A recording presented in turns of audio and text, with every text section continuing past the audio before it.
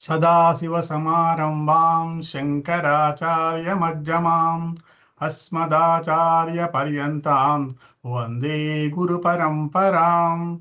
హరి ఓం. శ్రీ గురుభ్యో నమః. హరి ఓం. ఓం శ్రీ గురుభ్యో నమః. సభ్యులందరికీ ఆత్మీయ నమస్కారాలు. ఈనాటి అష్టావక్ర గీత షార్ట్స్ ద్వితీయ భాగం పునశ్చరణ కార్యక్రమానికి మీ అందరికీ సాదర స్వాగతం.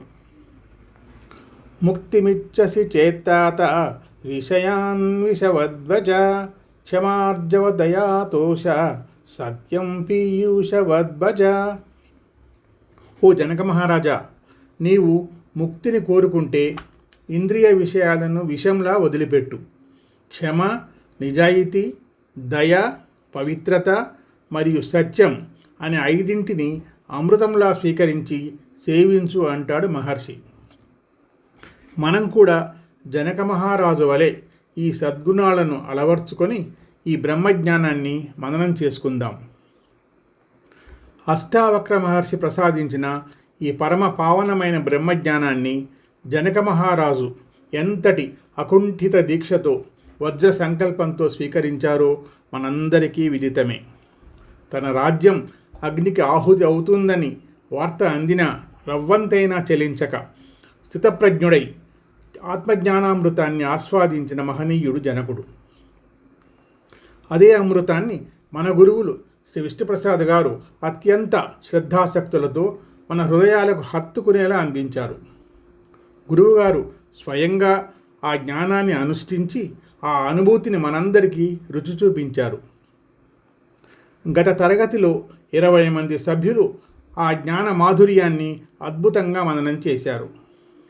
ఈరోజు మరో 20 మంది సభ్యులు తాము నేర్చుకున్న ఆ పరమార్థాన్ని అంతే ఏకాగ్రతతో మననం చేయబోతున్నారు.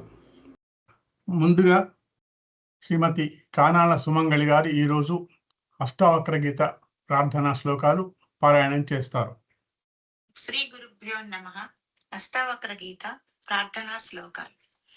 కథం జ్ఞానమవాప్నోతి కథం ముక్తిర్భవిష్యతి వైరాగ్యం చ కథం ప్రాప్తం ఏతద్ భూమి మమ ప్రభో ముక్తిమిచ్ఛాసి చేత్తాత విషయాన్ విషవత్వజా క్షమార్జవదయాతోషా సత్యం పీయూషవద్భజా న పృథ్వీ న జలం న అగ్నిః న వాయుర్ద్యౌర్నవాపవాన్ ఏషాం సాక్షిణమాత్మానం చిద్రూపం విద్ధి ముక్తయే యది దేహం పృథక్కృత్య చితి విశ్రామ్య తిష్టసి అధునైవ సుఖీ శాంతః బంధముక్తో భవిష్యసి నత్వం విప్రాదికో వర్ణః నాశ్రమీ నాక్షగోచరః అసంగోసి నిరాకారః విశ్వసాక్షి సుఖీ భవ ధర్మాధర్మౌ సుఖం దుఃఖం మానసాని నతే విభో న కర్తాసి న భోక్తాసి ముక్త ఏవాసి సర్వదా ఏకో ద్రష్టాసి సర్వస్య ముక్త ప్రాయోసి సర్వదా అయమేవ హితే బంధః ద్రాష్టారం పశ్యసీతరం అహం కర్తేత్య అహం మానా మహాకృష్ణాహిదం సితః నాహం కర్తేతి విశ్వాస అమృతం పీత్వా సుఖీ భవ ఏకో విశుద్ధ బోధోహం ఇతి నిశ్చయ వహ్నినా ప్రజ్వాల్య జ్ఞాన గహనం పీత శోక సుఖీ భవ యత్ర విశ్వమిదం భాతి కల్పితం రజ్జు సర్పవత్ ఆనంద పరమానంద సహ బోధస్త్వం సుఖం చర ముక్తోభిమాని ముక్త तो हि बद्धो बद्धाभिमान्यपि किं वदन्ति सत्येयम् यमतिः सा गतिर्भवेत् आत्मसाक्षी विभु पूर्णः एको मुक्तश्चिदक्रियः असङ्गो निःस्पृहः शान्तः भमात् संसारवानिव कूटस्थं बोधमद्वैतम् आत्मानं परिभावय अभासोऽहं भ्रमं मुक्त्या भावं बाह्यमदान्तरम् देहाभिमानपासेन चिरं बद्धोऽसि पुत्रिका बोधोऽहं ज्ञानखड्गेन तन्निकृत्य सुखी भव निस्सङ्गो निष्क्रियोऽसि त्वं स्वप्रकाशो निरञ्जनः अयमेव हिते बन्धः समाधिमनुतिष्ठसि. ధన్యవాదాలండి సుమంగళి గారు. ఓం శ్రీ గురుభ్యో నమః. సభ్యులందరికీ నమస్కారాలండి. ఈరోజు మనము జ్ఞానయోగం గురించి తెలుసుకోబోతున్నాము. ముందుగా జ్ఞానప్రదాతలైన పూజ్య గురు దంపతులకు, గురువర్యులు శ్రీ విష్ణుప్రసాద్ గారికి నా సాష్టాంగ పాద ప్రణామాలు. మీకందరికీ నా వినమ్రపూర్వక వందనాలు. ఈరోజు నేను మాట్లాడబోయేది జ్ఞానయోగ వైభవం. జ్ఞానయోగం అంటే ఏమిటి, దాని ఫలం ఏమిటి, జ్ఞానయోగం వల్ల లాభాలు ఏమిటి. బ్రహ్మసత్యం జగన్మిథ్య జీవో బ్రహ్మైవ నాపర. ఇది వేదాంత సారం. అన్ని ఉపనిషత్తులు చెప్పే పరమ సత్యం. అన్ని ఉపనిషత్తులు ఒకే విషయాన్ని చెప్పటం గతి సామాన్య దర్శనం అని అంటారని మనకు తెలుసు. బ్రహ్మ మాత్రమే సత్యం. ఈ కనిపించే అనుభవించే జగత్తు మిథ్య. జీవుడు బ్రహ్మ ఒకటే. నువ్వు బ్రహ్మ కంటే వేరు కాదు, నీవే బ్రహ్మవు. ఇది అర్థం చేసుకోవటమే ఆత్మజ్ఞానం. ఆత్మజ్ఞానం వల్లనే మోక్షం. మన గురువులు ప్రస్తుతం బోధించే వేదాంత డిండెమలో సైతం శ్రీకృష్ణ పరమాత్మ డంకా బజాయించి చెప్పిన సత్యం ఇదే. జ్ఞానాదేవత్ కైవల్యం.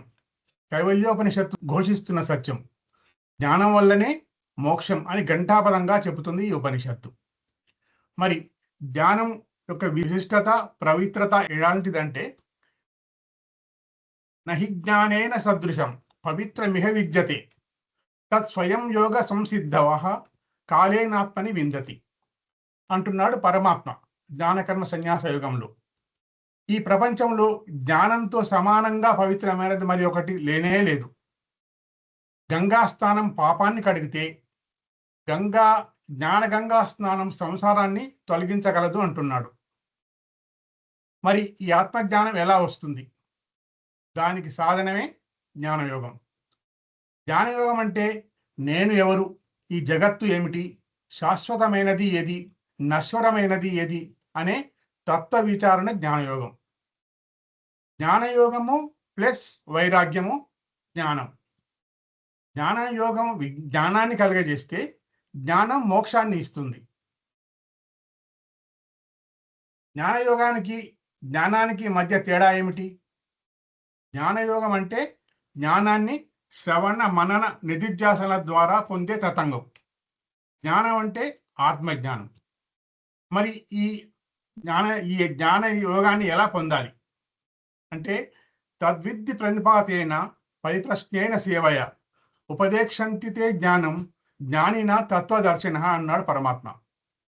ఒక క్షత్రియ బ్రహ్మనిష్ఠుడైన సద్గురువు దగ్గర క్రమశిక్షణతో క్రమం తప్పకుండా కొన్ని సంవత్సరాల పాటు శాస్త్ర అధ్యయనం చేస్తే కలుగుతుంది. అదే శ్రవణం. మననం అంటే సందేహరహిత నిశ్చయ జ్ఞానం పొందటం. నిధిధ్యాసనంలో ఆ పొందిన జ్ఞానాన్ని సుప్త చేతన మనసులో నిక్షిప్తం చేసుకొని సదా ఆ జ్ఞాన నిష్ఠలో నిలబడటం. జ్ఞానం అంటే ఆత్మ గురించిన జ్ఞానం. ఇది ఆత్మజ్ఞానం తొలగితే వస్తుంది. ఆత్మ అజ్ఞానం ఎలా తొలుగుతుంది? జ్ఞానయోగానికి వస్తే తొలుగుతుంది. ఇక్కడ జ్ఞానయోగము సాధ్య వస్తువు. మరి ఈ సాధ్యానికి చేరాలంటే కావాల్సిన సాధన ఏది? అదే కర్మయోగం. కర్మయోగం గురించి క్రితం వారం రాజేశ్వరి గారు అద్భుతంగా సవివరంగా తెలియజేశారు. కర్మయోగం గురించి టూకీగా సరైన కర్మ ప్లస్ సరైన దృక్పథం. ఈ కర్మయోగం వలన ఫలమేమిటి? చిత్తశుద్ధి. కర్మయోగము ప్రవృత్తి మార్గము, అనాత్మ గురించి చెప్తుంది. జ్ఞానయోగము నివృత్తి మార్గము, ఆత్మ గురించి చెప్తుంది. మలినాలను తీసేయబడ్డ మనసు స్వచ్ఛంగా ఉండి సంసిద్ధపరచబడి జ్ఞానయోగానికి అర్హత అంటే జ్ఞానయోగ్యత ప్రాప్తి పొందుతుంది. కాబట్టి కర్మయోగము సాధన, జ్ఞానయోగం సాధ్యం. ఇది కర్మయోగ పరంగా. ఇక మోక్షపరంగా జ్ఞానయోగం ఒక సాధన, మోక్షం సాధ్యం. కాబట్టి జ్ఞానయోగము ఒకసారి సాధన అవుతుంది, మరొకసారి సాధ్యం అవుతుంది. కర్మయోగ పరంగా జ్ఞానయోగాన్ని సాధ్యం అంటాము, కానీ నిజంగా మోక్షం సిద్ధ వస్తువు, సాధ్య వస్తువు కాదు. మన అంతిమ లక్ష్యం మోక్షం పొందటం అని చెప్తుంది శాస్త్రం. గురువులు అనేక సార్లు మనకు చెప్పారు, గుడికి వెళ్ళడానికి 4 మార్గాలు ఉంటాయి: ఉత్తర, దక్షిణ, పడమర, తూర్పు ద్వారాలు. కానీ గర్భగుడిలోకి వెళ్ళడానికి మాత్రం ఒకటే ద్వారం. దాని గుండా లోపలికి వెళ్తే భగవత్ సాక్షాత్కారం జరుగుతుంది. గుడికి వెళ్లే ముందు కాళ్ళు కడుక్కొని మనము వెళ్తాము. అలాగే కర్మయోగం అనే నీళ్లతో మనసును కడుక్కొని జ్ఞానయోగం అనే గర్భగుడి ద్వారా లోపలికి వెళితే భగవత్ సాక్షాత్కారం జరిగినట్టు ఆత్మ సాక్షాత్కారం కలుగుతుంది. అంటే ఆత్మజ్ఞానం సిద్ధిస్తుంది. అయితే కర్మయోగము, జ్ఞానయోగము రెండూ సాధనలే. కాబట్టి సాధనల విషయంలో చాయిస్ ఉండదు. ఏదో ఒకటి పాటించడం కుదరదు. రెండూ పాటించి తీరాల్సిందే. రెండు ఇంటర్లింక్డ్. చొక్కా వేసుకున్నా, ప్యాంటు వేసుకున్నా అంటే చాయిస్ ఉండదు కదా. గురువులు మనకు మొదటి నుంచి బోధించిన సూత్రాన్ని ఇక్కడ మన జ్ఞప్తికి తెచ్చుకోవాలి. జ్ఞానయోగానికి రానిదే కర్మయోగం అసంపూర్ణం. కర్మయోగము చేయనిదే జ్ఞానయోగం అసాధ్యం. కర్మయోగము మనసును శుద్ధి చేస్తుంది, జ్ఞానయోగము అజ్ఞానాన్ని తొలగిస్తుంది. మనసు శుద్ధి లేకుండా జ్ఞానం నిలవదు, జ్ఞానం లేకుండా మోక్షం సాధ్యం కాదు. ఆత్మజ్ఞానం అంటే ఆత్మస్వరూపాన్ని తెలుసుకొని నేనే బ్రహ్మను అనే ఎరుకలో సదా నిలబడటం. నేను ఆత్మను, నేను దేహేంద్రియ మనోబుద్ధులను కాను అన్న పరమ సత్యాన్ని తెలుసుకోవటం.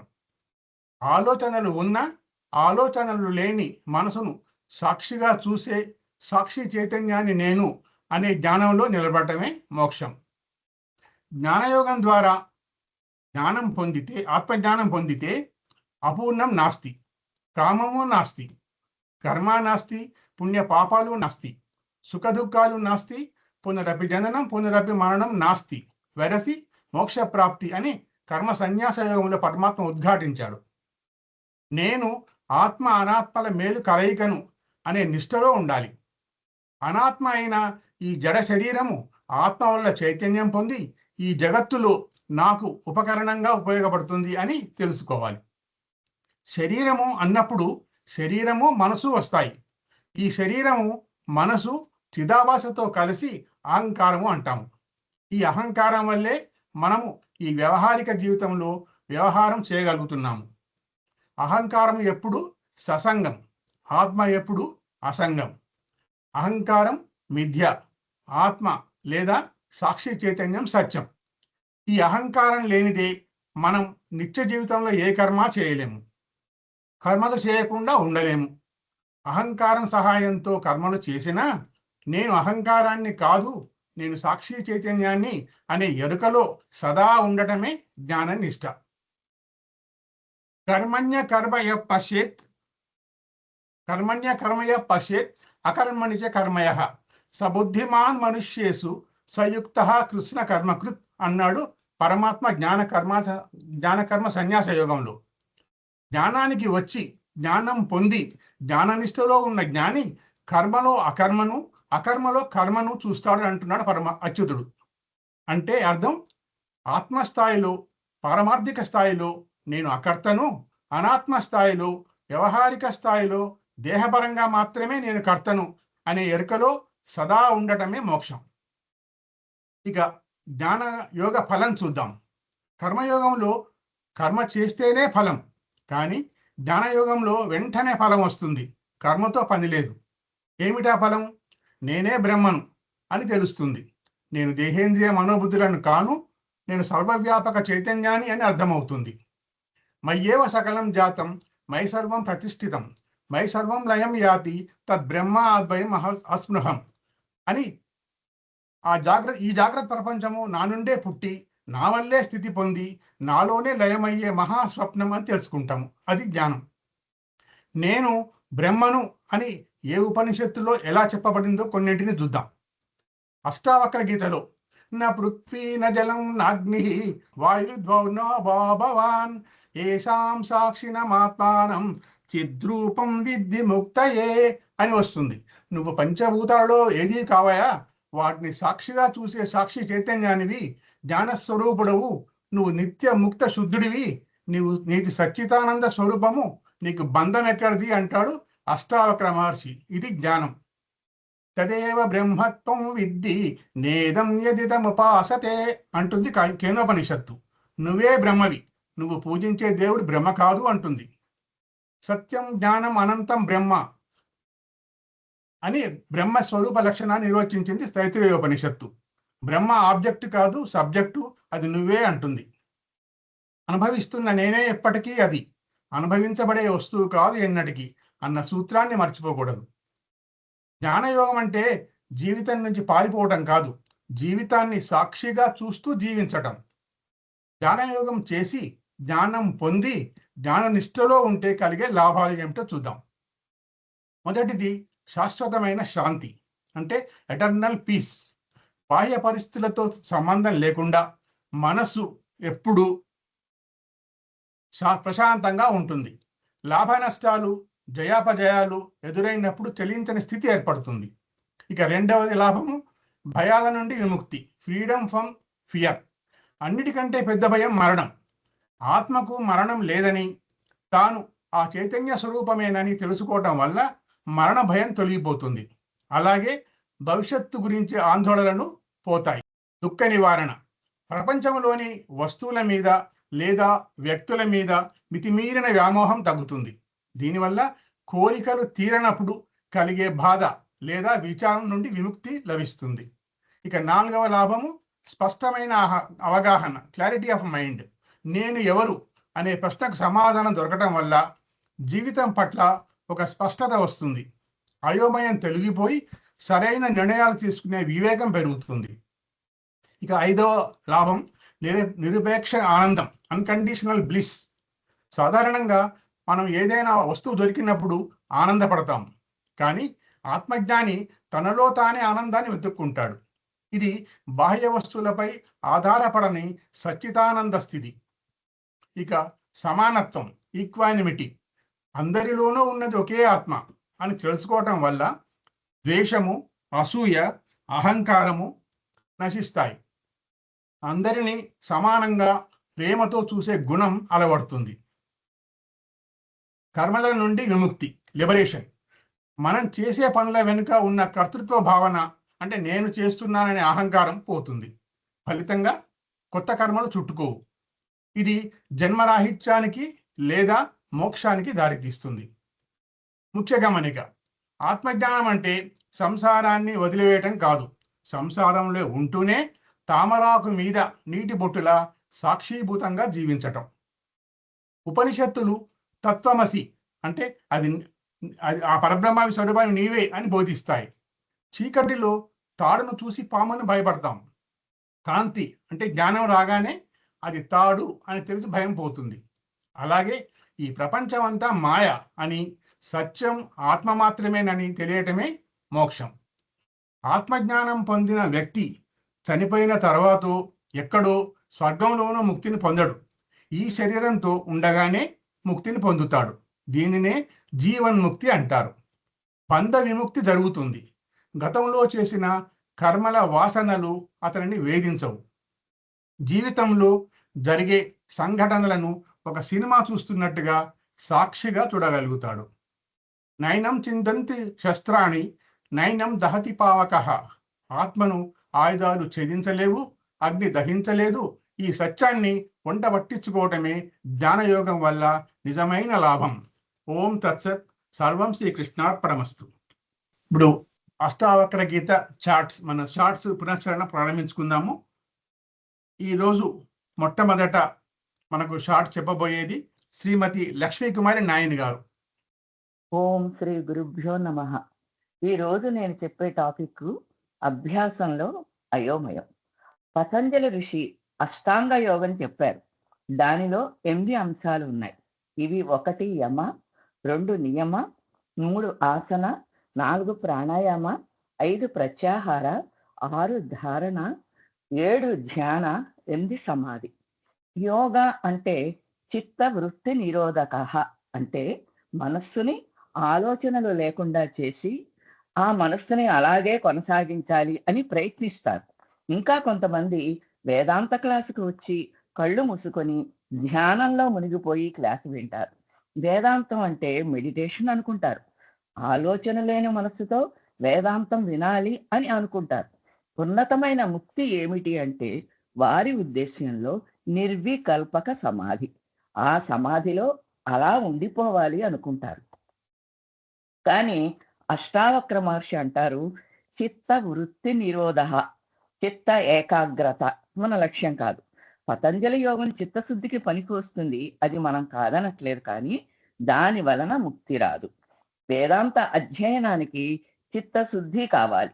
దాని ద్వారా ఆత్మజ్ఞానం పొందాలి. అంతేకాని మనసుని వివిధ దశలలో మెల్లగా ఆలోచనలు తగ్గించుకుంటూ వచ్చి ఫైనల్ గా ఆలోచనలు లేని మనస్సుని తయారు చేసుకోవటం అనేది మూర్ఖత్వం. జ్ఞాని అంటే ఆత్మజ్ఞాని, అంటే బ్రహ్మజ్ఞాని. తన సహజ స్వరూపనిష్ఠుడై సుషుప్తిలో ఉన్నవాని వలె దేనిని సాధించాలి అని అనుకోడు. వేదాంత అధ్యయనం చేసే వారిలో 2 రకాలు ఉంటారు. ఒకటి మందహ, అంటే మందమతులు. వీరికి వేదాంతం అర్థం కాదు, అయోమయానికి గురి అవుతారు. అందువలన వేదాంతాన్ని వదిలేస్తారు. 2 బుద్ధిమంతులు, బుద్ధిమాన్, అంటే వీరు సాధన చతుష్ట సంపన్నులు. వీరు వేదాంతంలో ఉన్న సారాన్ని పట్టేస్తారు. వీరు కూడా వేదాంతాన్ని వదిలేస్తారు. అంటే వీళ్ళు అహం పూర్ణః అనుకుని పూర్ణత్వంలో ఇక నేను చేయాల్సింది ఏమీ లేదు అని వేదాంతాన్ని వదిలేస్తారు. మందమతులలాగా అయోమయంలో ఉండరు, అయోమయంలో ఈ వేదాంతాన్ని వదిలేయరు. స్వస్తి. ఓం శ్రీకృష్ణార్పణమస్తు. తర్వాత శ్రీమతి లక్ష్మీ భాగవతుల గారు. మన సాంప్రదాయానికి అనుగుణంగా జనక మహారాజు అష్టావక్ర మహర్షికి సాష్టాంగ దండ ప్రణామం చేసి శరణాగతి చెంది, గురువర్య నాకు బోధించండి అని వినమ్రంగా అడుగుతాడు. ఇక్కడ మనం గ్రహించాల్సింది ఏమిటంటే, అంత గొప్ప మహారాజు అయినా కూడా గురువు పట్ల వినయ విధేయతలు ప్రదర్శించాడు, అంటే శరణాగతి చెందాడు. భగవద్గీత 13వ అధ్యాయంలో శ్రీకృష్ణ పరమాత్మ కొన్ని సుగుణాలు చెప్పాడు. అమానిత్వం లాంటివి, అంటే గర్వం లేకుండా, మదం లేకుండా వినయంగా ఉండాలి. జనకుడు అలాగే శాస్త్రానికి అనుగుణంగా ప్రవర్తించాడు. ఏమంటాడు? జ్ఞానము, ముక్తి, వైరాగ్యం, ఈ 3 మాటలు, ఇవి నాకు బాగా చెప్పండి, వివరించండి గురువర్యా అని అష్టావక్ర మహర్షిని అడుగుతాడు. జ్ఞానము, ముక్తి, వైరాగ్యం. అష్టావక్ర మహర్షి 20 అధ్యాయాల్లో 300 శ్లోకాల్లో అష్టావక్ర గీత ద్వారా ఈ మాటలను పూర్తిగా వివరించాడు. ఈ 3 మాటలకు సంబంధం ఉంది. జ్ఞానం అంటే ఆత్మజ్ఞానం, వైరాగ్యం ఆత్మజ్ఞానం పొందటానికి ఉండవలసినటువంటి ముఖ్య లక్షణం. ఆత్మజ్ఞానం వలన కలిగేటువంటి ముఖ్య ప్రయోజనం ముక్తి. వైరాగ్యం ఏమో జ్ఞానానికి ముందు వస్తుంది, ముక్తి జ్ఞానం తర్వాత వస్తుంది. జ్ఞానస్య హేతుః వైరాగ్యం, జ్ఞానస్య కార్యం ముక్తి. జనక, శబ్ద స్పర్శ రూపాది విషయాలను విషంలాగా విడిచిపెట్టు. క్షమ, ఆర్జీవం లాంటి విలువల్ని అమృతంలాగా సేవించు, అంటే ఆచరించు. నాయనా జనక, మనస్సేకం వచస్సేకం కర్మణి ఏకం మహాత్మన. మనసి అన్యత్ వచసి అన్యత్ కర్మణి అన్యత్ దురాత్మన. మనస్సు, వాక్కు, కర్మ, ఈ 3 అంటే ఆలోచన, మాట, పని ఒక్కటిగా ఉండాలి, ఒకే తాటి మీద నడవాలి. అంటే మనసా వాచా కర్మణ అంటాం కదా, నీవు ఒకే రకంగా ఉండాలి జనక అంటూ అష్టావక్ర గీత బోధను కొనసాగిస్తారు అష్టావక్ర మహర్షి. కాబట్టి మనం అందరం కూడా ఈ ఆర్జవం అనే గొప్ప సుగుణాన్ని, దైవ సంపదను జనక మహారాజులాగా అలవరుచుకుందాం. ఆగేపాటి రమాదేవి గారు. నమస్తే అండి. ఓం శ్రీ గురుభ్యో నమః. వేదాంత అధ్యయనం వలన మోక్షం వస్తుంది. మోక్షం అంటే శాంతి, మనశ్శాంతి. ఒక వ్యక్తి సాధన చతుష్టయ సంపదను అనుసరించి ఆ తర్వాత శ్రవణమనన ధ్యాసనల ద్వారా శాస్త్ర అధ్యయనం చేస్తే తప్పకుండా ఆ వ్యక్తికి మోక్షం వస్తుంది. ప్రతి వేదాంత విద్యార్థి ఈ పద్ధతిలోనే సాధనలు చేసి మనశ్శాంతిని అంటే మోక్షాన్ని పొందుతాడు. అయితే మనస్సును వేదాంతంలో అనాత్మగా పరిగణిస్తారు. కొన్ని కెమికల్స్, డ్రగ్స్ మనస్సును ప్రభావితం చేస్తాయి. కాబట్టి అనాత్మను నియంత్రించలేము. అది నిరంతరం మారిపోతూ ఉంటుంది. వేదాంత విద్యార్థి ఇప్పుడు ఒకసారి పునరాలోచన చేస్తాడు, అంతర్ముఖ పరిశీలన చేసుకుంటాడు. మనస్సు నిరంతరం మార్పు చెందుతూ ఉంటుంది కదా, మరి మనస్సులో త్రిగుణాలు ఉంటాయి, అంటే సత్వరజస్ తమో గుణాలుంటాయి. బయోకెమిస్ట్రీ కూడా మనస్సును కొంచెం మూడీగా చేస్తుంది. మూడ్స్ మారుతూ ఉంటాయి, అంటే మోక్షం మూడీగా ఉంటుందన్నమాట. ఇప్పుడు మోక్షం అంటే మనశ్శాంతి కాదు, ఆత్మశాంతి అని వేదాంత విద్యార్థికి అర్థమవుతుంది. అంటే నిత్యశాంతి, నిత్యముక్తి. అది ఎప్పటికీ మార్పు చెందదు. బాహ్య పరిస్థితులు, బయోకెమిస్ట్రీలు ఆత్మశాంతిని మార్చలేవు. ఇప్పుడు నేనేం చేయాలి? నిత్యముక్త స్థితిలో ఉండాలి. మనశ్శాంతితో లోకహితం కోసం కర్మలు చేయాలి. అప్పుడు ఏమవుతుంది? జగత్తులో జరిగే సంఘటనలకు ఆత్మశాంతిలో ఉన్న నేను చలించను. ఇది వేదాంతం. ఇదే వేదాంతం. ఇదే అసలు సిసలు వేదాంతం. నమస్తే. లతా పొట్ట గారు. ఓం శ్రీ గురుభ్యో నమః. ఓ కృష్ణ, మనసు చంచలమైనది. గాలిని మనం ఆపలేము, అలాగే మనస్సును కూడా నిగ్రహించలేము అంటాడు అర్జునుడు భగవద్గీతలో. మాండూక్య కారికల్లో కూడా గౌడపాదుల వారు అంటారు, మనసు నుండి ఒక్కొక్కటిగా ఆలోచనలు తీసివేయడం అసాధ్యం. ఒక చిన్న పచ్చగడ్డి పరకతో ఒక్కొక్క చుక్క తీసివేసి సముద్ర జలం అంతా మనం ఖాళీ చేయగలమా? చేయలేము. మనసులోని వాసనలు ఈ జన్మలోనివి కావు. ఎన్నెన్నో కోట్ల కోట్ల జన్మల నుండి వస్తున్న వాసనలు మనసులో తిష్ట వేసుకుని ఉంటాయి. కాబట్టి మనశ్శాంతి, మనోజయం, మనోనిబ్బరం సాధించడం అంత తేలిక కాదు. మనశ్శాంతితో ముక్తిని అంటే జీవన్ముక్తిని సాధించలేము.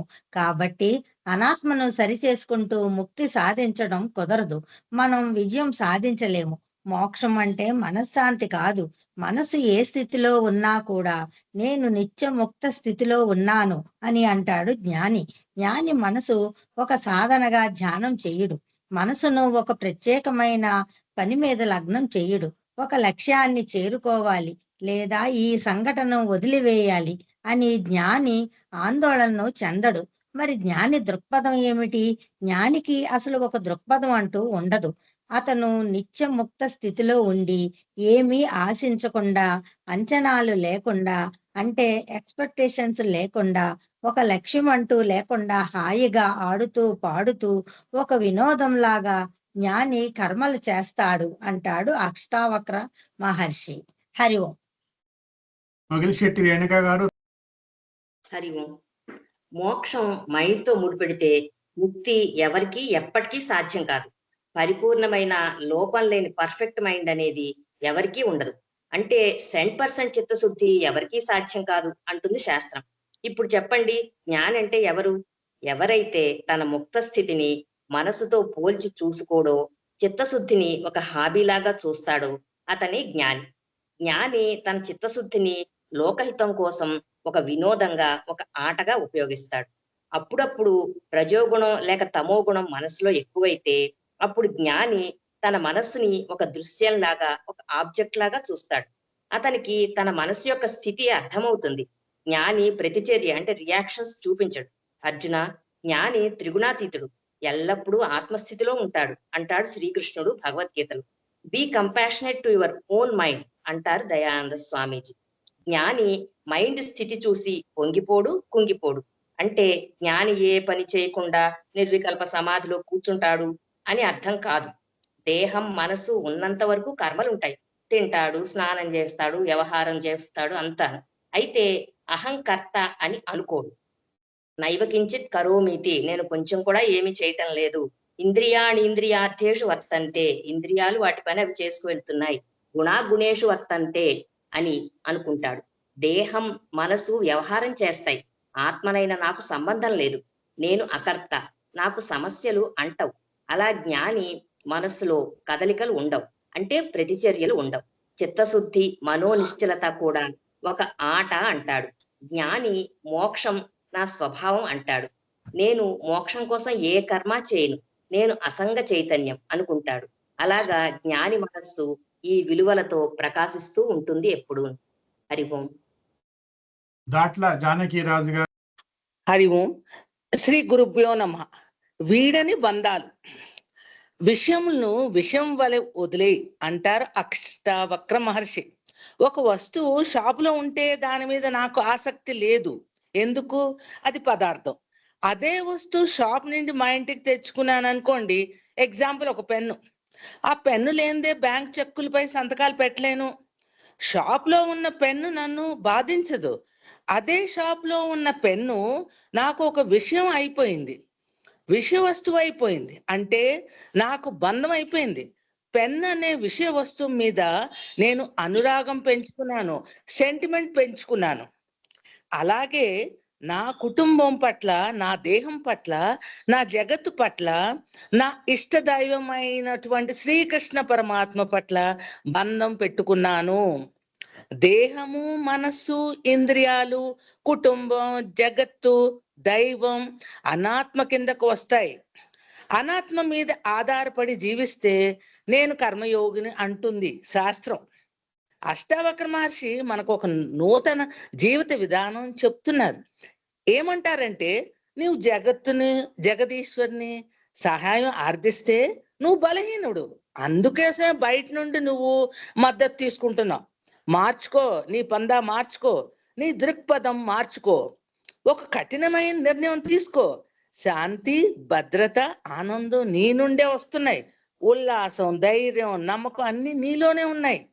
ప్రారబ్ధ కర్మ ఫలాన వలన కలిగేటటువంటి ఒత్తిడి కష్టాలు నేను తట్టుకోగలను.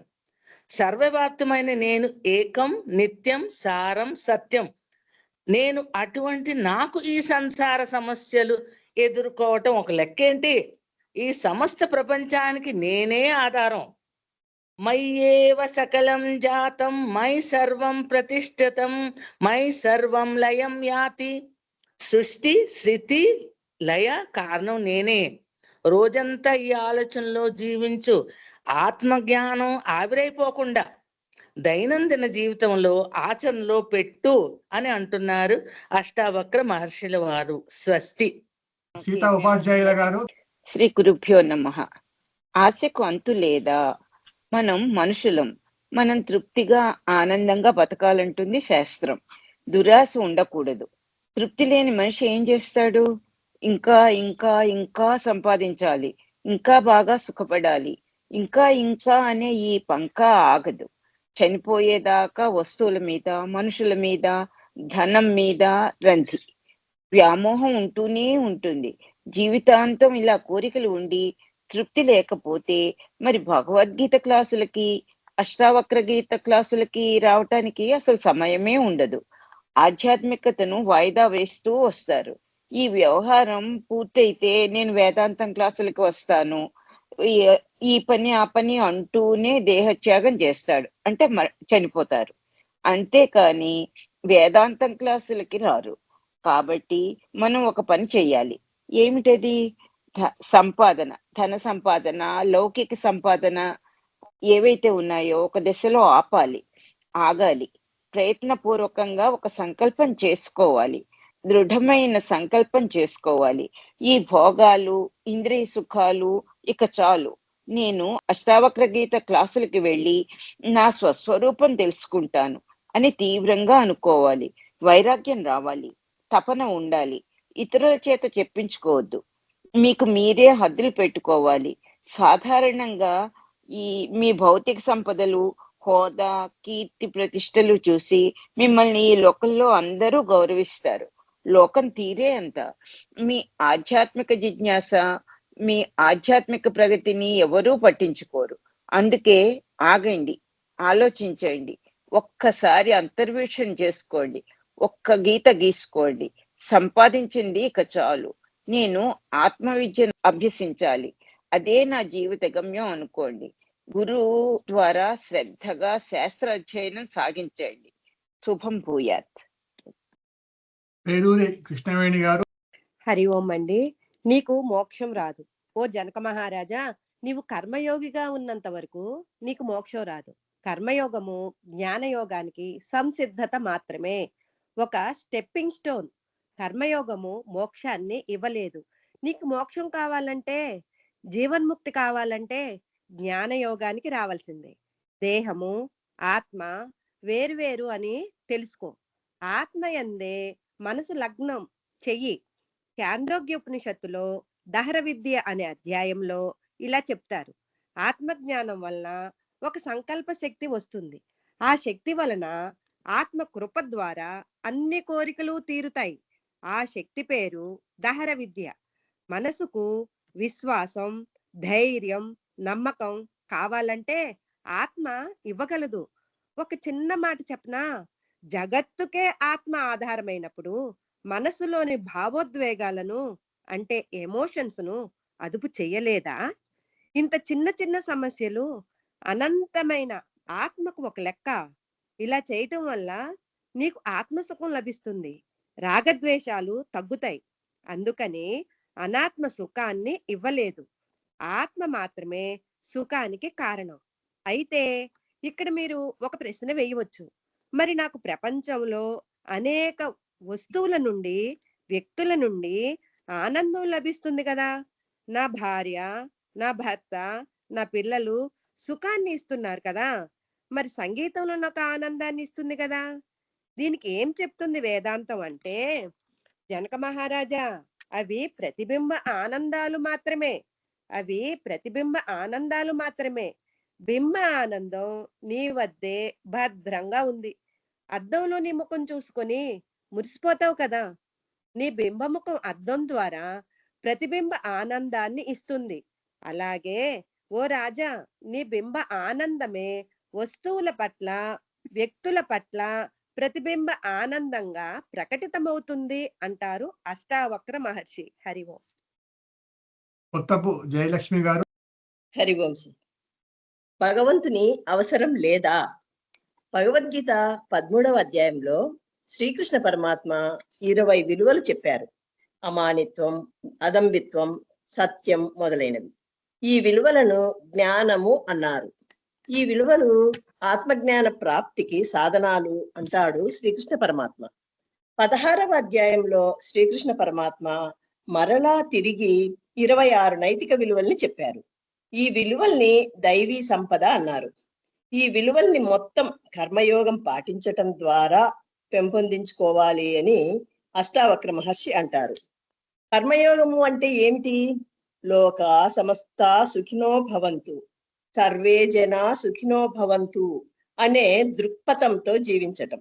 మానవ సేవయే మాధవ సేవ అని అనుకోవటం. భగవద్భక్తితో ఈశ్వరుని మీద విశ్వాసంతో జీవించటం.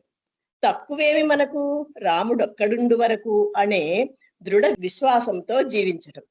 అష్టావక్ర మహర్షి అంటారు, మనం కొంతకాలం కర్మయోగ ప్రధాన జీవితం కొనసాగించిన తర్వాత కర్మయోగి జ్ఞానయోగిగా మారాలి. ఒక మెట్టు పైకి ఎక్కాలి. జ్ఞానయోగ ప్రధాన జీవితం గడపాలి. భగవంతుని మీద ఆధారపడడం మానుకోవాలి. ఆత్మ మీద ఆధారపడాలి. అంటే తన మీద తనే ఆధారపడడం అలవాటు చేసుకోవాలి. ఇక్కడ తను అంటే శరీరం కాదు, ఆత్మ చైతన్యం అని అర్థం.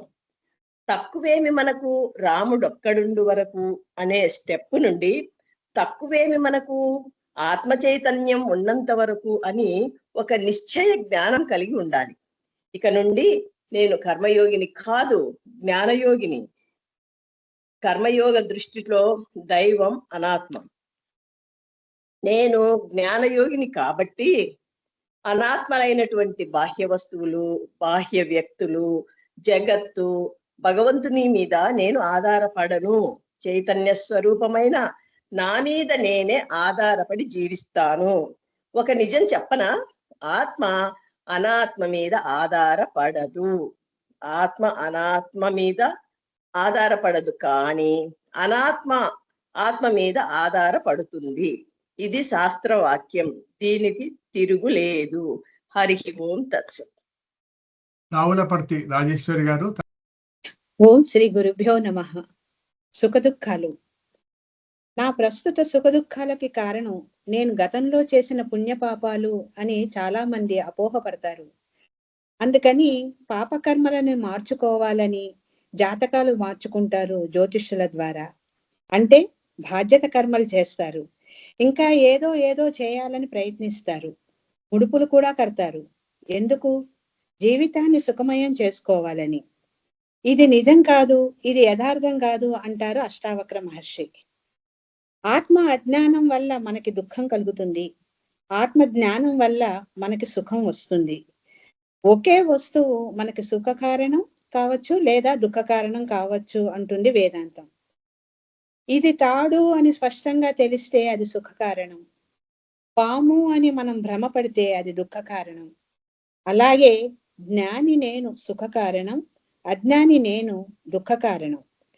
ఈ విషయం తెలియక మనం ప్రపంచాన్ని, వ్యక్తులని తప్పుపడుతున్నాం. నా పుణ్యం నా పాపం నా సౌఖ్యం నా దుఃఖం చిదానంద రూప శివోహం శివోహం. జనక, నీకు సుఖ దుఃఖాలు లేవు, పాపపుణ్య కర్మలు లేవు. అయితే నీవెవరు? నీవు నిత్యముక్తుడివి. నీకు ముక్తి ఎప్పుడు లభించింది? నీకు అసలు ముక్తి లేనిదెప్పుడు లభించడానికి? మోక్షం నాకు సాధనల ద్వారా భవిష్యత్తులో వస్తుంది అని ఎదురు చూడకు. స్వీయ దిద్దుబాటు లేక స్వీయ సవరణని మోక్షం అంటారు. నిన్ను నీవు సరిదిద్దుకోవటమే మోక్షం. అలా ఏ రోజు నిన్ను నీవు సరిచేసుకుంటావో ఆ రోజే నీకు ముక్తి లభించినట్టు. హరి ఓం. చెక్క సుదర్శన్ గారు. హరి ఓం. జ్ఞానయోగి నిత్యముక్తుడా వేదాంత శాస్త్రాన్ని క్షుణ్ణంగా అర్థం చేసుకుని ఆత్మ శరణాగతి చెందితే దాన్ని ఏమంటారు? జ్ఞానయోగం అంటారు. ఉపనిషత్తులు జ్ఞానమే జ్ఞానయోగం. ఉపనిషత్తులు మనకు ఎవరు ఇచ్చారు? ఆ భగవంతుడే కదా. కావున జ్ఞానయోగికి రోజు ఎలా ప్రారంభం అవుతుంది? రోజు ఉదయం నిద్రలేవగానే జ్ఞానయోగి ఇలా అనుకుంటాడు, నేను జగదాధారం, నాకు జగత్తు కానీ జగదీశుడు కానీ సహాయం చేయవలసిన పని లేదు. ఎందుకంటే జగత్తు మిథ్య అనాత్మ, ఈశ్వరుడు కూడా మిథ్య అనాత్మ. మరి నేనెవరిని? నేను సత్య ఆత్మను, నేను సర్వాధారం. దైనందిన జీవితంలో ఏ సమస్య ఎదురైనా ఆత్మజ్ఞానం ద్వారా నేను పరిష్కరించుకోగలను. ఒక నిజం చెప్పనా? చైతన్య స్వరూపమైన నాకు సమస్యలు ఏముంటాయి? నేను ఈశ్వరు మీద కూడా ఆధారపడను. నేను జ్ఞానయోగిని అంటే దాని అర్థం నేను ఈశ్వరుని తిరస్కరిస్తున్నానని కాదు. జ్ఞానయోగి దైవాన్ని తిరస్కరించడు.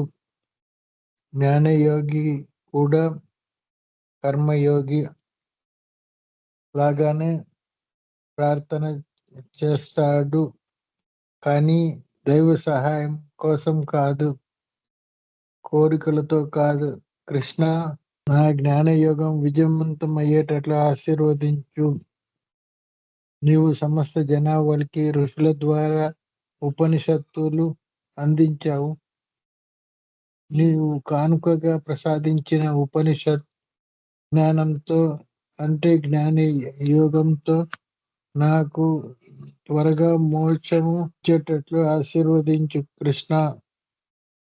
నేను సత్యముక్తుడిని, నిత్యముక్తుడిని కృష్ణ.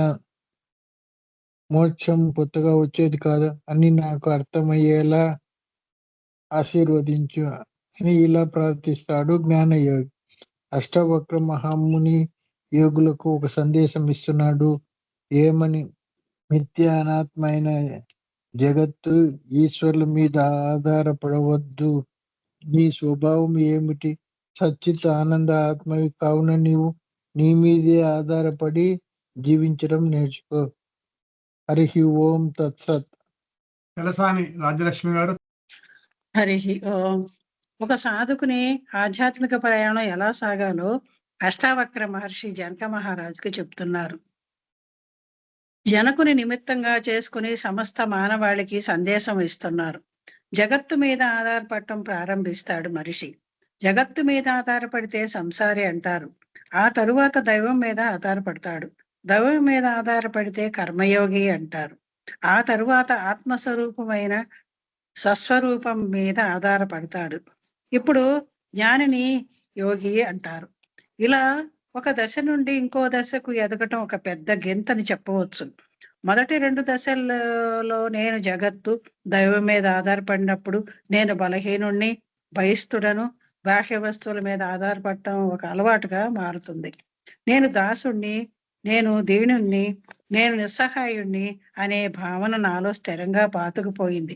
అలా అనాత్మ మీద ఆధారపడటం ద్వారా నేను ఆత్మను బలహీనపరిచాను. అంటే నన్ను నేను బలహీనపరచుకున్నాను. ఇప్పుడు నా దృక్పథం మార్చుకోవాలి. జగత్తు దైవం పక్క అనాత్మలే, మిథ్యానాత్మే. నాకు చైతన్య స్వరూపమైన నాకు ఎలా సహాయపడగలదు? ఇది అసాధ్యం. నిత్యానాత్మ సత్యాత్మకు ఆసరా ఇవ్వలేదు. ఇప్పుడు నేను ఏం చెయ్యాలి? నా తప్పులు నేను దిద్దుకోవాలి. ఇప్పుడు స్థిరమైన దృఢమైన నిర్ణయం తీసుకోవాలి. ఏమిటా నిర్ణయం? ఇక ముందు నేను నా స్వస్వరూపమైన ఆత్మ చైతన్యం మీద మాత్రమే ఆధారపడతాను. నేను సృష్టికి కారణం, జగత్తుకి కారణం, సమిష్టి జగత్తుగా ఆధారం, అధిష్టానం కనుక అలా నీవు ఆత్మస్థితిలో స్థిరంగా ఉండు, పక్కకు జరక్కు అంటున్నారు అష్టావక్ర మహర్షి. హరి ఓం. శ్రీ గురుభ్యో నమః. తర్వాత అమర విజయానంద కుమార్ గారు. శ్రీ గురుభ్యో నమః. కళ్ళజోడు. నేను నా కళ్ళతో కళ్ళజోడును చూస్తాను. కళ్ళజోడు ద్వారా నేను జగత్తును చూస్తాను.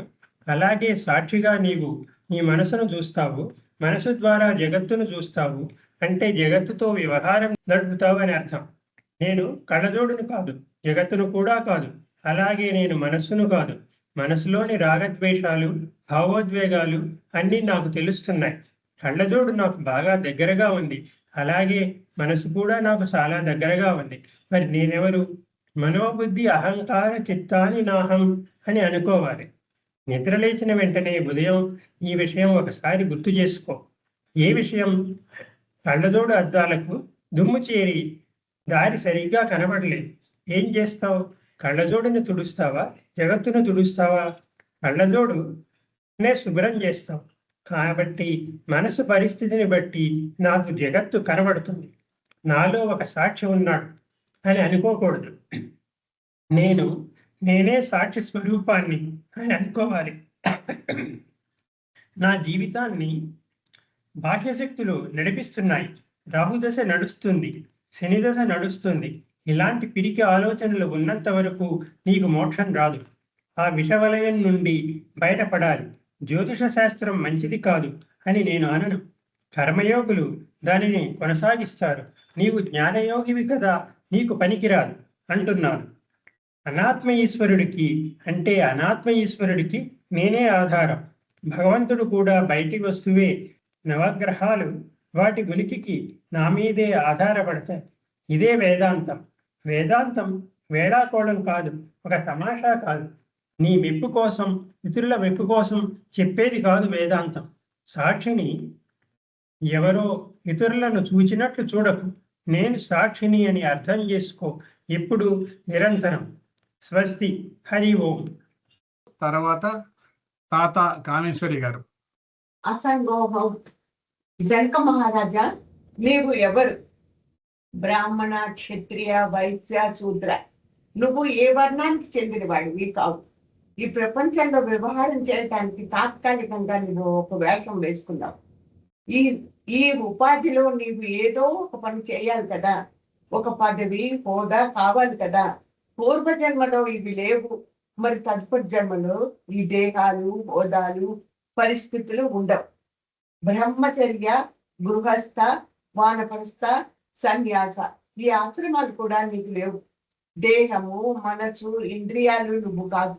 మరి అయితే నువ్వు ఎవ్వరు?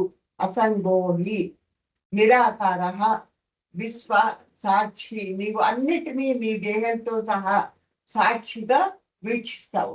నీకు రూపం లేదు, ఆకారం లేదు, నీకు ఎవ్వరితోనూ సంఘం లేదు, సంబంధం లేదు, అహంకారం లేదు, మమకారం లేదు. నేను ఫలానా వారికి చెందుతాను, వీరు నాకు చెందిన వారు, ఇటువంటి బంధాలు నీకు లేవు. భద్రత కోసం నీకు బంధువులు అక్కర్లేదు. నీవు అసంగోహం.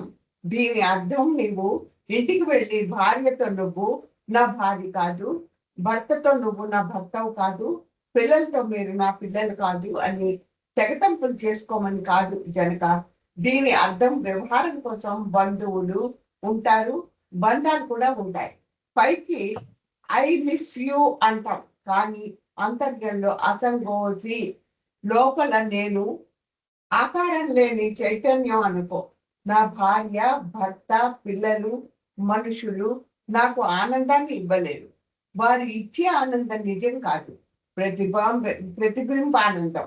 అసలు సిసలైన బింబ ఆనందం అంటే ఆత్మానందం నా వద్దే భద్రంగా ఉంది. కుటుంబ సభ్యులు ప్రేమగా అంటే ప్రతిబింబ ఆనందంగా వ్యక్తమవుతుంది. ఇంతే రాజా, అహం ఆనంద స్వరూపం అస్మి అనుకో, ఆత్మలో రమించు. హరి ఓం. తర్వాత పొదిల యమన గారు. ఓం శ్రీ గురుభ్యో నమః. ప్రశాంతి ఎక్కడా, ఎలా? అలా అష్టావక్ర మహర్షి జనకునితో ఇలా అంటున్నారు. జనక, ఏ క్షణంలో నీవు ఆత్మనిష్టలో ఉంటావో ఆ క్షణం నుండి నీకు అంతులేని ప్రశాంతత కలుగుతుంది. ఒత్తిడి ఉండదు, ఆందోళన ఉండదు, హాయిగా ఆనందంగా జీవిస్తావు. కనుక నిరంతరం మార్పుకు గురైన అనాత్మ నిత్యమైన ఆత్మకు తోడుగా ఆసరాగా ఉంటుందని ఎలా అనుకుంటున్నావు? ఈ పంథా మార్చుకో. కనుక నిరంతరం మార్పుకు గురైన అనాత్మ నిత్యమైన ఆత్మకు తోడుగా ఆసరాగా ఉంటుంది అని ఎలా అనుకుంటున్నావు? ఈ పంథా మార్చుకో, ఈ పద్ధతి మార్చుకో. ఆత్మస్థితి నుండి పక్కకు జరగకు. ఈశ్వర శరణాగతి బదులు ఆత్మ శరణాగతి చెందు. ఆత్మస్థితిలో రమించడం నేర్చుకో. శంకరాచార్య చక్కటి ఒక నిర్వచనం చెబుతున్నారు. స్వస్వరూప అనుసంధానం భక్తి రీత్యభిధేయతే. ఇక్కడ భక్తి అంటే రామ శరణాగతి, కృష్ణ శరణాగతి, దేవీ శరణాగతి కాదు. ఇక్కడ భక్తి అంటే నీ సత్స్వరూపంలో నీవు ఉండి అంటే నువ్వు ఉండిపోవడమే. ఆత్మ శరణాగతి మాత్రమే నిజమైన భక్తి అంటారు శంకరులు. అదే అసలు సిసలైన భక్తి. శాంతి, భద్రత, ఆనందం బయట లేవు, నా నుంచే వస్తున్నాయి అనే సత్యాన్ని కనుగొనటమే నిజమైన భక్తి, జ్ఞానయోగ భక్తి. బంధముక్తో భవిష్యతి. బాహ్య పద్ధతుల నుండి స్వేచ్ఛ, ఆత్మస్థితిలో ఆత్మలో రమిస్తూ తనలో తాను అనిర్వీచమైన ఆత్మ ఆనందాన్ని అనుభవిస్తూ కూర్చుంటే అన్నం ఎవరు పెడతారు అని సందేహం వస్తుంది కదా. ఇది ఒక పిచ్చి ప్రశ్న అంటారు అష్టావక్ర మహర్షి. అంతటా నిండి ఉన్న ఆత్మకు ఒక దేహానికి అన్నం పెట్టడం అసాధ్యమా? 100 రూపాయల నోటులో 99, 98 రూపాయలు ఇముడు ఉన్నాయి కదా. అలాగే అనంతంలో అన్నీ కలిగి ఉన్నాయి. నిత్యంలో అనిత్యం, ఏకంలో అనేకం, సారంలో అసారం, సత్యంలో మిథ్య అన్నీ ఉన్నట్టుగానే భావించు.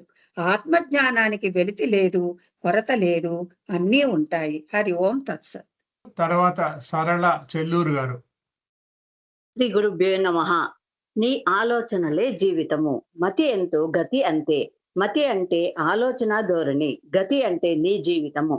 యద్భావం తద్భవతి. As you think so you become. నీ ఆలోచనలే నీ జీవితాన్ని నిర్దేశిస్తాయి. నీ ఆలోచనలు సక్రమంగా ఉంటే జీవితం ఆనందంగా గడుస్తుంది, వక్రంగా ఉంటే గాడి తప్పుతుంది. అందుకే అందరూ నీ ఆలోచనలు గమనించు. అవి నీ మాటలుగా వ్యక్తమవుతాయి. మాటలను గమనించు అంటే నీ పనులుగా వ్యక్తమవుతాయి. నీ పనులను గమనించు అలవాట్లుగా వ్యక్తమవుతాయి. అలవాట్లను గమనించు స్వభావంగా వ్యక్తమవుతుంది. స్వభావాన్ని గమనించు అదే నీ గమ్యంగా మారిపోతుంది, నీ లక్ష్యంగా మారిపోతుంది. ఆలోచనలు అంటే గమ్యాన్ని ఇచ్చాయి. ఆలోచనలు అంటే గమ్యాన్ని ఇచ్చాయి. విత్తనమే చెట్టుని ఇస్తుంది. ప్రారబ్ధ కర్మలను అనుసరించి నీ జీవితంలోని సంఘటనలను జరుగుతుంది. ఈశ్వరుడు కర్మ ఫలాలను ఇస్తాడు, కానీ అది నీవు మార్చలేవు. ఒక దీపావళి పండుగ వచ్చింది అనుకో, కొత్త బట్టలు కట్టుకున్నావు, నగలు పెట్టుకున్నావు, అంతా ఆనందమే నీవు రుచికరమైన పాయసం తింటున్నావు. హఠాత్తుగా నీ కుటుంబ సభ్యులలో ఒకరు 25 సంవత్సరాల క్రితం చనిపోయినా తాతగారిని గుర్తుకు తెచ్చుకుంటూ ఏడుస్తారు. అంటే ఎంత మార్పు అయిపోతుంది. దీపావళి పండుగను నరకంగా మార్చేసుకున్నావు. నరకంగా మార్చుకునే శక్తి, ఆ నేర్పు నీ దగ్గర ఉంది. మీరొక్క మాట నరకాన్ని కూడా స్వర్గంగా మార్చుకోవచ్చు. ఎలా? నీ ఆలోచన విధానం మార్చుకోవటం ద్వారా. అహం నిత్య ముక్త, ఆత్మ అస్మి అనుకుంటూ రోజును ప్రారంభించు. ఆ రోజంతా ఎంతో హాయిగా గాలిలో తేలిపోతున్నట్లు సరదాగా గడిచిపోతుంది.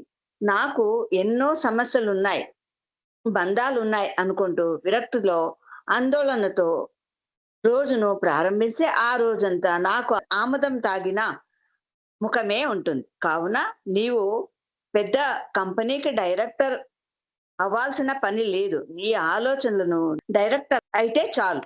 హరి ఓం తత్సత్. సర్వం శ్రీకృష్ణార్పణమస్తు. తర్వాత సింగం శెట్టి ప్రభావతి గారు. శ్రీ గురుభ్యో నమః. నేను చెప్పబోయే అంశం బెల్లం చుట్టూ చీమలు. చిన్న బెల్లం ముక్క చుట్టూ కొన్ని కోట్ల చీమలు చేరతాయి. బెల్లం ముక్క తీసేసి ఆ ప్రదేశం శుభ్రం చేయి. ఏం జరుగుతుంది? చీమలు కొంచెం సేపు ఆ ప్రదేశంలో ముచ్చటలాడి ఒక్క క్షణంలో కనుమరుగవుతాయి. బెల్లం ముక్క ఏమిటి? మన అహంకారమే బెల్లం ముక్క. మన వ్యక్తిత్వమే. అంటే దేహము, మనస్సు, ఇంద్రియాల సముదాయమే, కార్యకరణ సంఘాతమే. ఇది బెల్లం ముక్క. మరి చీమలు ఏమిటి? మన కుటుంబ సమస్యలు, దేహ సమస్యలు, మానసిక సమస్యలు, ఆఫీసు సమస్యలు, ఇవి చీమలు. ఆత్మజ్ఞానం కలిగితే అహంకారం లేక ఆత్మ అజ్ఞానం అనే బెల్లం ముక్క అక్కడ ఉండదు. బెల్లం లేదు కాబట్టి చీమలుండవు. అంటే జీవిత సమస్యలు ఉండవు. నిజానికి జీవిత సమస్యలు ఆత్మజ్ఞానిని బాధించవు. అంతేకాదు, సమస్యలు అదృశ్యమైపోవు. దేహ సమస్యలు, కుటుంబ సమస్యలు ఎక్కడికి పోవు, అలాగే ఉంటాయి. కానీ నిన్ను బాధించవు. ఎందుకంటే నీవు ఎదిగావు, ఎత్తుకి ఎదిగావు, పరిణితి చెందావు. నీవు మరి ఎత్తుగా విమానంలో వెళుతుంటే పెద్ద పెద్ద మేడలు, పూరి గుడిసెలు ఏమీ తేడాలు కనబడవు. అంతా ఒకటిగానే కనబడతాయి. ఎందుకని? నీవు ఎత్తుగా ప్రయాణం చేస్తున్నావు కనుక. అలాగే నీవు ఆధ్యాత్మికంగా పారమార్థిక స్థాయికి ఎదిగితే, అంటే పారమార్థిక స్థాయికి ఎదిగితే వ్యావహారిక స్థాయిలో ఉన్నటువంటి, అంటే తక్కువ స్థాయిలో ఉన్నటువంటి జీవిత సమస్యలు నిన్ను అంటవు. వ్యవహారిక స్థితి పారమార్థిక స్థితిని అంటదు. స్వప్న సమస్యలు మేల్కొన్న వ్యక్తిని మరి అంటవు. ఒక మనిషికి నిద్ర మెలకువ వస్తే వెంటనే స్వప్న ప్రపంచం అప్రయత్నంగా అదృశ్యమైపోతుంది. ఇది చాలా తేలిక, మనందరికీ తెలుసు. దీనికి ఏమీ సాధనలు అక్కర్లేదు. కానీ వ్యావహారిక స్థాయి నుండి పారమార్థిక స్థాయికి ఎదగాలంటే గురుముఖతః శాస్త్ర శ్రవణం శ్రద్ధగా చెయ్యాలి అంటారు అష్టావక్రముని. హరి ఓం. తర్వాత జొన్నలగడ్డ సీతా మహాలక్ష్మి గారు. ఓం శ్రీ గురుభ్యో నమః. జీవితంలో ఎత్తుపల్లాలు దాటాలంటే మానవ జీవితం ఒక నాటకం. కొన్ని క్షణాలు బాలుడిగా, కొన్ని క్షణాలు యువకుడిగా ఇంద్రియ సుఖాలు అనుభవిస్తాడు. కొన్ని క్షణాలు డబ్బు లేక ఇబ్బంది పడతాడు. కొన్ని క్షణాలు సంపదలు ఎక్కువయ్యి ఒత్తిడితో ఆందోళన చెందుతాడు. జీవితం యొక్క ఎత్తుపల్లాలు పరిశీలించే లోపే వృద్ధాప్యం వస్తుంది, తల నేర్చిపోతుంది, పళ్ళు ఊడిపోతాయి. యమధర్మరాజు యొక్క గ్రీన్ రూమ్ లోకి చేరతాడు. అంటే మరణిస్తాము అని అర్థం. అనంతమైన జీవిత కాలంలో క్షణభంగురమైన మానవ జీవితం అల్పం. సముద్రంలో ఒక చిన్న నీటి బుడగలతో సమానం. ఈ సత్యం తెలియక జీవిత సంసారంలో కూరుకుపోతున్నాము, ఆందోళన చెందుతున్నాము. మానవ జీవితం మనం వేసుకున్న వేషాలు మాత్రమే. నేను తల్లిని, నేను కొడుకుని అనుకోవటం మన అజ్ఞానానికి పరాకాష్ట. అజ్ఞానం పరాకాష్ట అని ఎలా తెలుస్తుంది?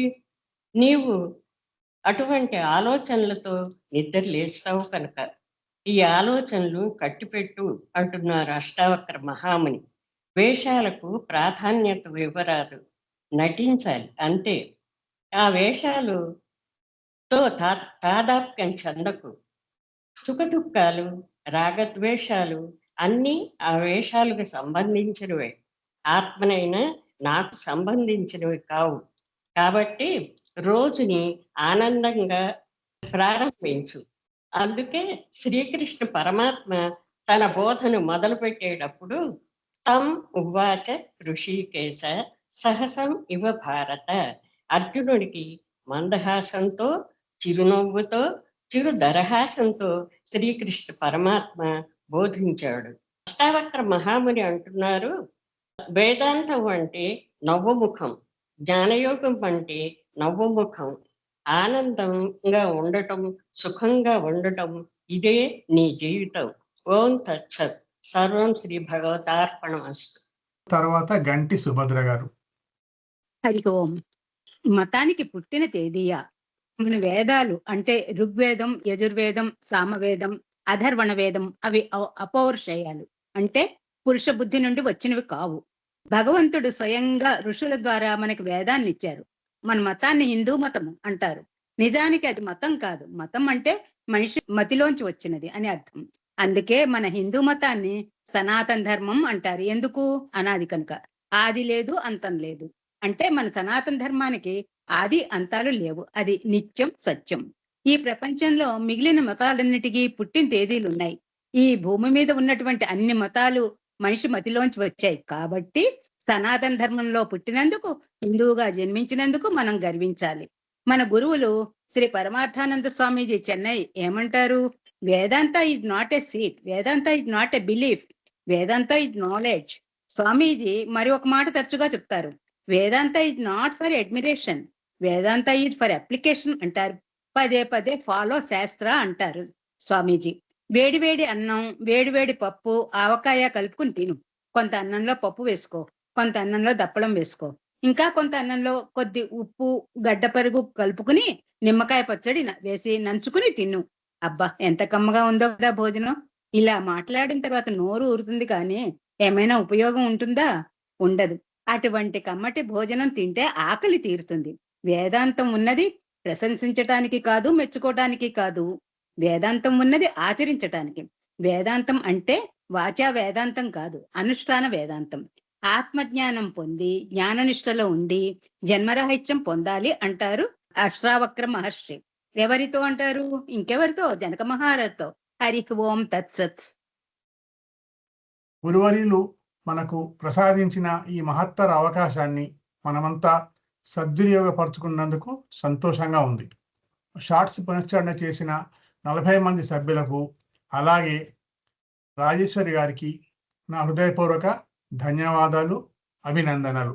ఓం యశ్చందసాం వృషభో విశ్వరూపః చందోభ్యోద్యమృతా సంభవూవ సమేంద్రో మేధయా స్పృణోతు అమృతస్య దేవధారుణో భూయాసం శరీరం మే విచర్షణం జిహ్వా మే మధుమత్తమా కన్నాభ్యాం భూరి విశ్రవం బ్రహ్మణ కోశోసి మేధయా పిహితః శృతం మే గోపాయ మేధా దేవీ దుషమానాన ఆగా దిశ్వాచీ భద్రా సుమనస్యమానా త్వయా దుష్టానుదమానా దురుక్తాన్ హృదత్వదేమ విదతేషు వీరాః త్వయా దుష్టాశిర్భవతి దేవీ త్వయా బ్రహ్మగత శ్రీరుతత్వయా త్వయా దుష్టస్థిత్రం విందతే వసుసానో దుషస్వద్రవిణో నమేదే మేధాం మ ఇంద్రో దదాతు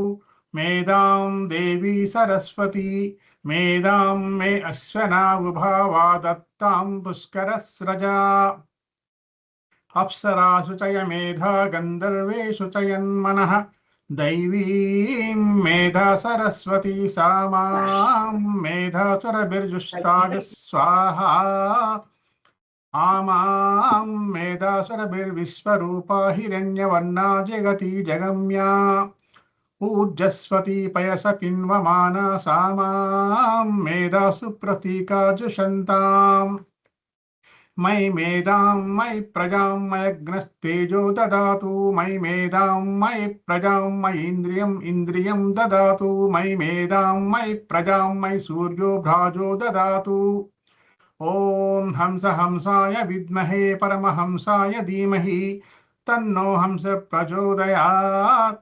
ఓం శాంతి శాంతి శాంతి. ఓం పూర్ణమద పూర్ణమిదం పూర్ణాత్ పూర్ణముదచ్యతే పూర్ణస్య పూర్ణమాదాయ పూర్ణమేవావశిష్యతే. ఓం శాంతి శాంతి శాంతి. హరి ఓం శ్రీ గురుభ్యో నమః. హరి ఓం. సర్వం శ్రీకృష్ణార్పణమస్తు.